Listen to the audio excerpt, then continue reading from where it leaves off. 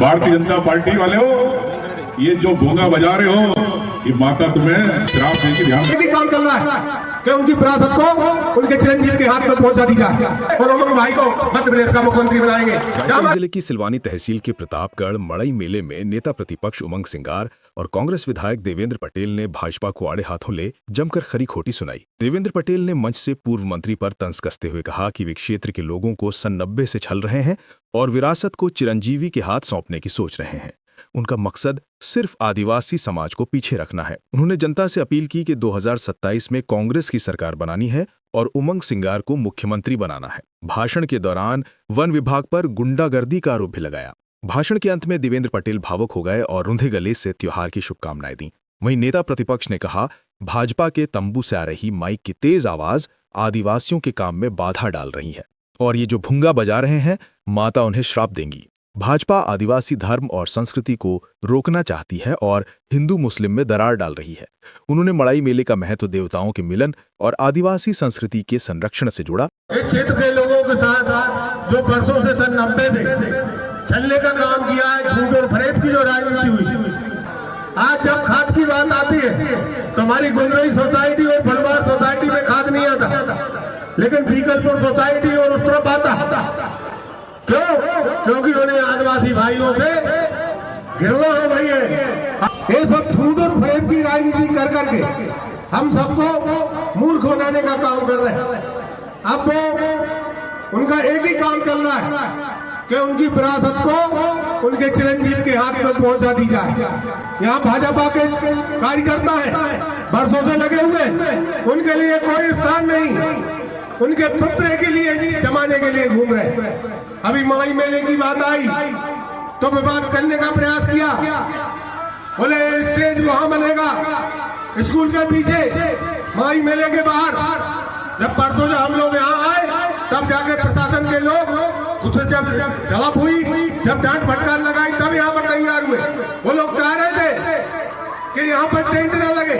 हमारे जो राठौर है प्रताप मराठी के, उनका टेंट लगा था। उन बेचारे दादा को, राजेंद्र भाई को ये साई ने यहाँ से डांट के हम केस बना देंगे। जब एसआई पांडे को यहाँ पर फटकार लगाई, तहसीलदार को फटकार लगाई, जब जाके वो लोग तैयार हुए। इसलिए साथियों, ये अत्याचार और जो हम लोगों के साथ छल कपट की राजनीति हो रही, इसको हम कभी बर्दाश्त नहीं करेंगे। आज पूरे क्षेत्र में गांव-गांव में दारू बेचकर हमारे युवा साथियों को बिगाड़ने का काम किया जा रहा है। यहाँ क्षेत्र के लोगों ने, गुड्डू भाई और क्षेत्र के सभी साथियों ने, हमारी माताएं बहनों ने बड़ा प्रयास किया उस शराब को बंद कराने का, और कुछ जगह हुई भी। लेकिन इसके बाद भी आज भी वो शराब माफिया कहीं उदयपुरा देवरी की तरफ से, कहीं सियरगंज सुल्तानगंज की तरफ से, कहीं टला केसली की तरफ से इस क्षेत्र के लोगों गाँव-गाँव में दारू बेचने का काम कर रहे हैं। इनके लिए इस क्षेत्र में विकास की कोई बात नहीं करेंगे। इस क्षेत्र में घोषणा की थी तहसील बनाएंगे, आज तक तहसील नहीं हुई। इस क्षेत्र में कहा गया था नेशनलाइज बैंक खुलेगी, आज तक नहीं खुली। यहाँ कहा था आदिवासी छात्रावास खुलेगा, वो बिल्डिंग यहाँ की सेक्शन सिलवानी ले गए। एक आदिवासी छात्रावास यहाँ चलता था, उसको भी बंद करा दिया गया। इनको बदमाशी करने का काम है। इनका सोच है ना आदिवासी पढ़ेगा, ना आदिवासी समझदार बनेगा, ना उसमें बात पैदा होगा, तो इनकी मूर्ख बातों में आता रहेगा, मूर्ख बनता रहेगा। इसलिए भाइयों, आप सब साथियों से यही निवेदन है कि हमको इस लड़ाई को पूरी ताकत के साथ लड़ना है। आगामी 2027-28 के चुनाव में हमको कांग्रेस की सरकार बनाना है और हमारे भाई उमंग सिंगार को मुख्यमंत्री बनाना है। इस लड़ाई को हमको पूरी ताकत और हिम्मत के साथ लड़ना है। केंद्र का मुख्यमंत्री उमंग सिंगार होगा, तब आदिवासियों की बात होगी, आदिवासियों की लड़ाई होगी। आज पूरे आदिवासी क्षेत्रों में वन विभाग के लोग गुंडागर्दी कर रहे हैं। हमारे वनवासी आदिवासियों की जमीनों को कब्जा हटाने का काम कर रहे हैं। कहीं जेसीबी चला रहे हैं, कहीं डोजर चला रहे हैं, कहीं ट्रैक्टर चला रहे हैं। हम सब साथियों को पूरी ताकत के साथ रहना है। हम आपके साथ हैं। जहाँ आपका पसीना रहेगा वहाँ हमारा हम खून बहाएंगे। आपके घरों में अच्छी उन्नति हो, आपके बच्चे अच्छी शिक्षा ग्रहण करें, अच्छे संस्कार पैदा हो, जिससे उनके जीवन में नित नई ऊंचाइयों को प्राप्त करें। यही ईश्वर से मनोकामना है। आप सबका हृदय से बहुत बहुत धन्यवाद। जय सेवा, जय। अभी ये जोर से माइक बजा रहे हैं, ये सिर्फ आदिवासियों के लिए काम नहीं करते, सिर्फ माइक बजा के बस डिस्टर्ब करते हैं।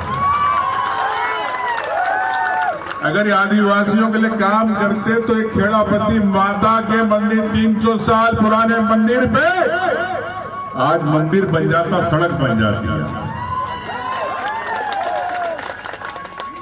ना आपको इतिहास पता आदिवासियों का, ना आपको मंदिर की सेवा करना है, लेकिन आदिवासियों की बात जरूर करना।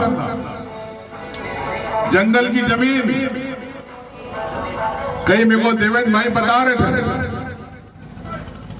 कई हमारे वन अधिकार के पट्टे बाकी हैं, लेकिन भारतीय जनता पार्टी आदिवासियों को पट्टे नहीं देना चाहती। उनकी मेहनत की जमीन, 40 साल की जमीन का उनको नहीं देना चाहती। क्यों नहीं देना चाहती? क्या आदिवासियों को जंगल से बाहर निकालना चाहते हैं?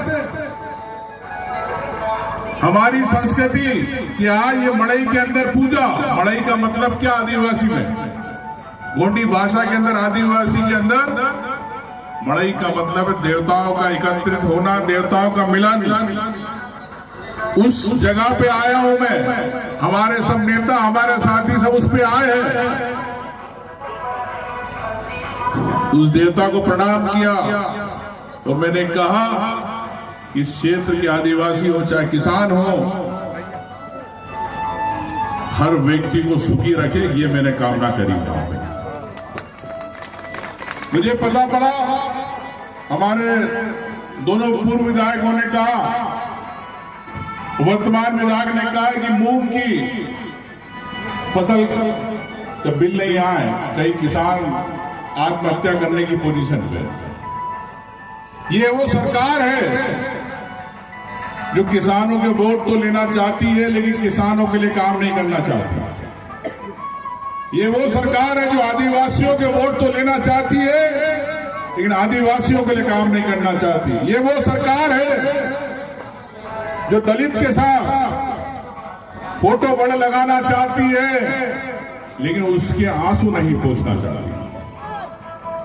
ये वो सरकार है जो छात्रों की बात करती है, लेकिन उनकी ना यूनिवर्सिटी की बात करती है, ना कॉलेज की बात करती है। इस क्षेत्र के अंदर नहर की समस्या, स्कूल की, कॉलेज की समस्या, आप वहीं की वहीं हो। 25 साल से सरकार है, 25 साल के अंदर आप हर वर्ग के लिए काम नहीं कर पाए। कैसे होगा? क्यों परेशान है? ये माता देख रही है खेड़ापति, भारतीय जनता पार्टी वाले हो, ये जो भोंगा बजा रहे हो, ये माता तुम्हें श्राप दे के ध्यान रख। हम जंगल के रखवाले, हम जमीन के रखवाले, जल के रखवाले, मूलवासी, हमारे लोधी जी ने बोला अभी, लेकिन जंगल से बाहर किया जाता है। हम अगर मैं आदिवासियों की बात करता हूं, धर्मकोड की बात करता हूं, तो मैं कहता हूं कि गर्व से कहूंगा आदिवासी।